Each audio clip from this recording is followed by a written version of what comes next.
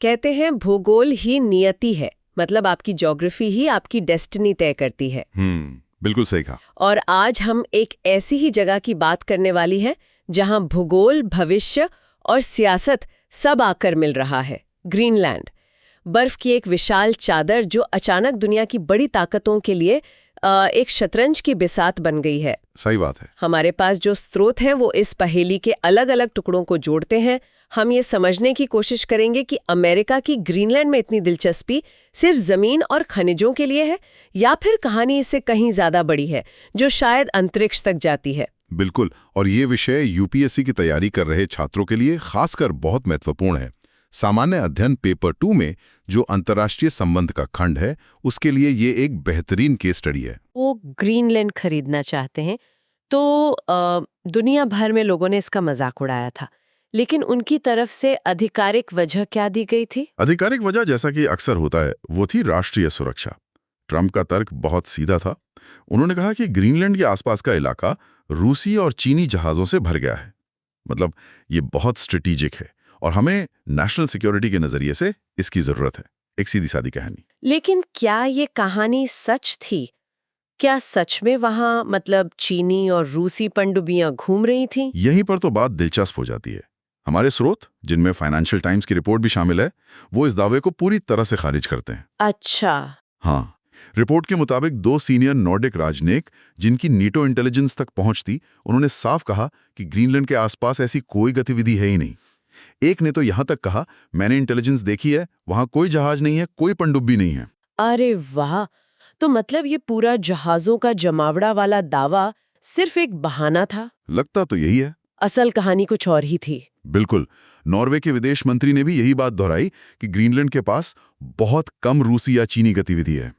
हाँ, आर्कटिक की रूसी हिस्से में नॉर्वे के करीब जरूर हलचल है, लेकिन ग्रीनलैंड के पास नहीं। तो इससे ये साफ पता चलता है कि जो बातें पॉलिटिशियन कहते हैं और जो जमीनी सच्चाई है, उसमें कितना बड़ा गैप हो सकता है। ठीक है, तो अगर जहाजों का खतरा एक गढ़ी हुई कहानी थी, तो फिर ग्रीनलैंड का असली स्ट्रेटेजिक महत्व क्या है? ये बर्फ का टुकड़ा इतना खास क्यों है? देखिए, इसका असली महत्व उस शुरुआती कहावत में ही छिपा है, भूगोल। आप मैप पर देखिए, ग्रीनलैंड ठीक अमेरिका और रूस के बीच में पड़ता है। ये उत्तरी अमेरिका के डिफेंस सिस्टम का एक नेचुरल हिस्सा है, आर्कटिक महासागर का गेटवे है। ये कोई नई खोज नहीं है, ये एक भू राजनीतिक सच्चाई है जो दशकों से चली आ रही है। इतिहास में भी तो अमेरिका ने इसे हमेशा अहमियत दी है ना? मुझे याद है द्वितीय विश्व युद्ध के दौरान भी अमेरिका ने वहां अपनी मौजूदगी बनाई थी। आपने सही पकड़ा।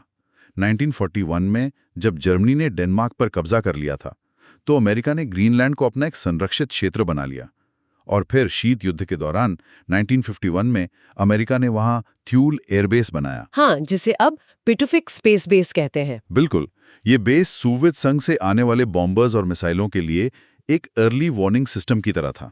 और वो एक सीक्रेट न्यूक्लियर बेस वाली कहानी भी तो थी, प्रोजेक्ट आइसवर्म जैसा कुछ। हाँ, कैंप सेंचुरी और प्रोजेक्ट आइसवर्म, ये एक बहुत ही महत्वाकांक्षी और गुप्त योजना थी।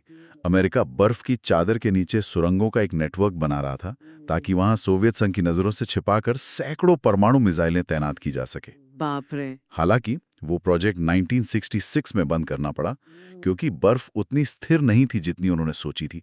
लेकिन ये दिखाता है कि अमेरिका इस जगह को कितना ज्यादा जरूरी मानता था। तो मतलब ऐतिहासिक रूप से ये एक मिलिट्री अड्डा रहा है, लेकिन आज की दुनिया में क्या सिर्फ यही वजह है? नहीं, अब कहानी में एक नया और बहुत बड़ा ट्विस्ट आ गया है, और वो है जमीन के नीचे छिपा खजाना।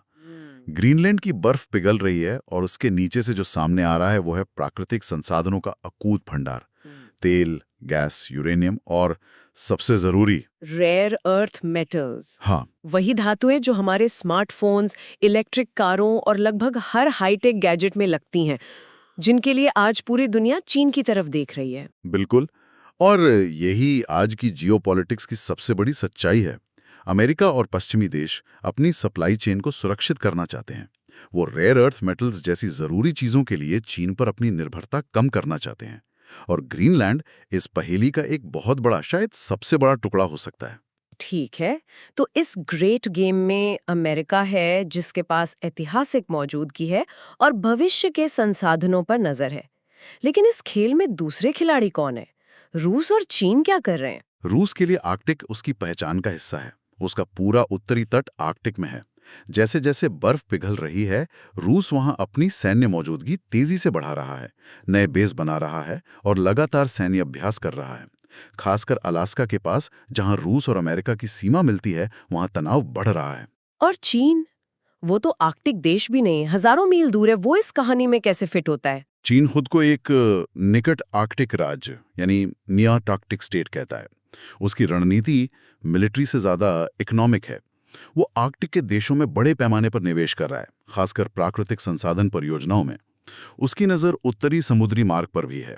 अच्छा, ये वो रास्ता है जो एशिया से यूरोप जाने का समय काफी कम कर देगा, स्वेज और पनामा नहर को बाईपास करके। हाँ, ये यात्रा का समय 40% तक कम कर सकता है। ये ग्लोबल शिपिंग के लिए एक गेम चेंजर हो सकता है। इसके अलावा चीन सीधे ग्रीनलैंड में भी अपनी पैठ बनाने की कोशिश कर रहा है। हमारे स्रोत बताते हैं कि 2016 में एक चीनी कंपनी ने ग्रीनलैंड में एक पुराना नेवल स्टेशन खरीदने की कोशिश की थी। अच्छा। जिसे रोकने के लिए डेनमार्क को दखल देना पड़ा। और फिर 2018 में एयरपोर्ट्स बनाने वाला किस्सा भी तो हुआ था। बिल्कुल। जब एक चीनी सरकारी कंपनी को ग्रीनलैंड में एयरपोर्ट बनाने का कॉन्ट्रैक्ट मिलने ही वाला था, तो डेनमार्क के प्रधानमंत्री को खुद ग्रीनलैंड जाकर एक काउंटर ऑफर देना पड़ा। ये दिखाता है कि पर्दे के पीछे यह मुकाबला कितना गंभीर है। ठीक है, तो जमीन के नीचे और ऊपर तो बहुत कुछ है। हमारे पास इतिहास है, संसाधन है और रूस चीन का एंगल भी है। लेकिन मुझे अभी भी ये बात खटक रही है कि अमेरिका को पूरा द्वीप क्यों चाहिए? बेस तो उनके पास पहले से है, डेनमार्क उन्हें इस्तेमाल करने देता है। ये तो कुछ ज्यादा ही बड़ा दांव लगता है। क्या इसका ताल्लुक जमीन से नहीं बल्कि आसमान से है? आपने बिल्कुल सही नस पकड़ी है और यहीं से ये कहानी भविष्य की तरफ मुड़ती है। अब हम बात कर रहे हैं अंतरिक्ष की। स्पेस अब अगला वॉर जोन है। ये कोई साइंस फिक्शन नहीं है। यूक्रेन युद्ध ने हमें दिखाया है कि जो स्पेस में ऊंचाई पर कंट्रोल रखता है, वही जमीन पर जंग का मैदान जीतता है। देश एंटी सैटेलाइट हथियार बना रहे हैं। अमेरिका ने तो अपनी स्पेस फोर्स भी बना ली है। और यहीं पर ग्रीनलैंड की भूमिका आती है। कैसे? इसे समझने के लिए हमें गोल्डन डोम नाम के एक कॉन्सेप्ट को समझना होगा। ये इजराइल के मशहूर आयरन डोम से प्रेरित एक विशाल अरबों डॉलर का मिसाइल डिफेंस सिस्टम है, जो पूरे अमेरिका को बचाएगा। लंदन के चाथम हाउस की डॉक्टर मैरियन मेस्मर का तर्क बहुत सीधा है। अगर रूस या चीन अमेरिका पर इंटरकॉन्टिनेंटल बैलिस्टिक मिसाइल दागते हैं, तो उन मिसाइलों का सबसे छोटा और तेज रास्ता उत्तरी ध्रुव के ऊपर से होगा। अच्छा। यानी वो मिसाइलें ग्रीनलैंड के ठीक ऊपर से गुजरेंगी। बिल्कुल। तो ट्रम्प का ग्रीनलैंड खरीदने का मजाक असल में मजाक था ही नहीं। ये शतरंज की बिसात पर एक बहुत बड़ा दांव था, भविष्य के किसी भी न्यूक्लियर हमले को रोकने का दांव। बिल्कुल।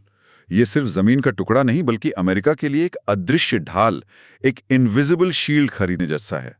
ग्रीनलैंड वो जगह है जहां आप मिसाइलों को इंटरसेप्ट करने वाले सिस्टम तैनात कर सकते हैं, इससे पहले कि वो अमेरिकी धरती तक पहुंचे। ये एक जबरदस्त स्ट्रेटेजिक बढ़त है। जरूरी होगा जो इन मिसाइलों को ट्रैक करते हैं। एग्जैक्टली। और ये कहानी का शायद सबसे महत्वपूर्ण और कम समझा गया हिस्सा है। पूर्व अमेरिकी राष्ट्रपति जॉर्ज डब्ल्यू बुश की सलाहकार रह चुकी डॉक्टर पिप्पा माल्मग्रेन इसे बहुत अच्छे से समझाती हैं। जो सैटेलाइट्स पोलर ऑर्बिट में घूमते हैं, यानी ध्रुव से ध्रुव तक, वे हर चक्कर में उत्तरी ध्रुव के ऊपर से गुजरते हैं। इसका मतलब है कि वे हाई नॉर्थ यानी आर्कटिक क्षेत्र के ऊपर से भूमध्य रेखा की तुलना में कहीं ज्यादा बार गुजरते हैं। तो सैटेलाइट से डेटा डाउनलोड करने और उसे कमांड भेजने के लिए ये दुनिया की सबसे अच्छी जगह है। बिल्कुल। इसीलिए नॉर्वे का स्वालबार्ड द्वीप समूह अब तक नेटो देशों के लिए एक बहुत बड़ा सैटेलाइट ग्राउंड स्टेशन रहा है, लेकिन अब वो जगह असुरक्षित मानी जा रही है। वो हाई स्पीड अंडरसी इंटरनेट केबलों पर निर्भर है, जिन्हें दुश्मन आसानी से निशाना बना सकते हैं। तो अमेरिका को एक सुरक्षित विकल्प चाहिए, एक प्लान बी। हाँ, और वो विकल्प है ग्रीनलैंड में स्थित पिटुपिक स्पेस बेस। इसे आप अंतरिक्ष का एक कंट्रोल टावर समझ सकते हैं। अच्छा। यहीं से अमेरिका के सबसे जरूरी जासूसी और कम्युनिकेशन सैटेलाइट्स को कमांड भेजे जाते हैं और उनसे डेटा डाउनलोड किया जाता है। और क्योंकि ये अमेरिकी महाद्वीप के करीब है, इसकी रक्षा करना स्वालबार्ड से कहीं ज्यादा आसान है। ये इसे एक ऐसी स्ट्रेटेजिक एसेट बनाता है जिसे अमेरिका किसी भी कीमत पर खोना नहीं चाहता। तो ये बात अब समझ में आई कि अमेरिका को सिर्फ एक बेस नहीं, बल्कि पूरे ग्रीनलैंड पर संप्रभुता यानी सॉवरेनिटी क्यों चाहिए। हाँ, लेकिन ये बात थोड़ी अजीब नहीं लगती? हम नेटो की बात कर रहे हैं, जो दशकों पुराना सैन्य गठबंधन है। क्या सच में अमेरिका अपने सबसे करीबी यूरोपीय सहयोगी डेनमार्क पर इतना भी भरोसा नहीं करता? और यही इस कहानी का असली भू राजनीतिक सार है। डॉक्टर मैलमग्रेन का तर्क है कि व्हाइट हाउस में ये सोच बढ़ रही है कि यूरोप पर पूरी तरह भरोसा नहीं किया जा सकता। अमेरिका को अपनी सुरक्षा की जिम्मेदारी खुद लेनी होगी।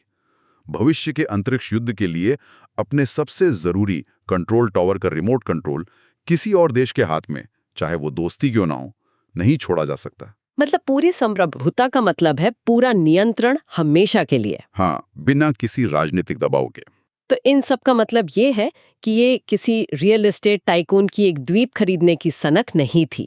ये भविष्य की लड़ाई के लिए तैयारी थी, एक ऐसी लड़ाई जो जमीन पर नहीं बल्कि अंतरिक्ष में लड़ी जाएगी और जिसके लिए ग्रीनलैंड का कंट्रोल रखना सबसे जरूरी है। संक्षेप में कहें तो ग्रीनलैंड शीत युद्ध की पुरानी रणनीति, आज की संसाधनों की दौड़ और भविष्य के अंतरिक्ष आधारित डिफेंस का एक संगम है। अमेरिका की दिलचस्पी अकायामी नहीं बल्कि बहुस्तरीय है। यह अतीत, वर्तमान और भविष्य तीनों को एक साथ साधने की कोशिश है। वाकई ये यूपीएससी एस्पिरेंट्स के लिए एक बेहतरीन केस स्टडी है, ये समझने के लिए कि कैसे ज्योग्राफी, इकोनॉमिक्स और फ्यूचर टेक्नोलॉजी मिलकर इंटरनेशनल रिलेशंस की शक्ल तय करते हैं। अगर आपको हमारी ये चर्चा पसंद आए तो इस शो को लाइक और सब्सक्राइब करना ना भूलें, और अगर आपके कोई सवाल हैं तो हमें कमेंट्स में ज़रूर बताएं। और श्रोताओं के लिए एक सवाल छोड़कर जा रहा हूँ। इस पूरी चर्चा का एक बड़ा बिंदु ये था कि अमेरिका अपने सहयोगियों पर पूरा भरोसा नहीं कर रहा है। अगर नेटो जैसे सामूहिक सुरक्षा गठबंधन के सदस्य देश भविष्य के संघर्षों के लिए एक तरफा नियंत्रण को प्राथमिकता देना शुरू कर दें, तो इन गठबंधनों का भविष्य क्या होगा, ये सोचने वाली बात है।